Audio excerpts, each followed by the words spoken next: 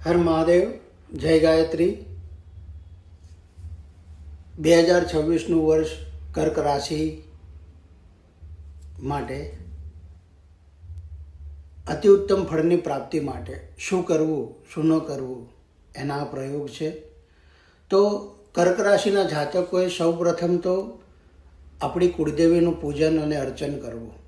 મંગળવારને દિવસે સફેદ પુષ્પ અને લાલ પુષ્પ એકત્રિત કરી અને કુળદેવીના ચરણમાં મૂકી અને કુળદેવીના નરવણ મંત્રની પ્રાર્થના કરવી.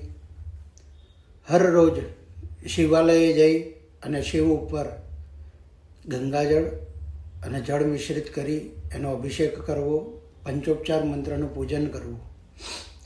ત્યારબાદ જે નોકરી ધંધા વ્યવસાય જેના વધુ લાભ અમે લેવા માગતા હોય એવા વ્યક્તિઓએ ત્યાં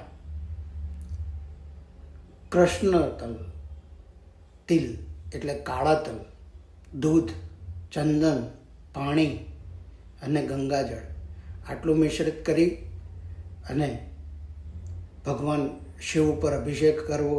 ત્યારબાદ ચોખ્ખા પાણીથી અભિષેક કરવો. અભિષેક કર્યા બાદ ત્યાં ભસ્મથી ત્રિપુંડ કરવું અને પાર્વતીને 7 ગુલાબના પુષ્પ મૂકી અને ત્યાં પ્રાર્થના અને પૂજન કરવું.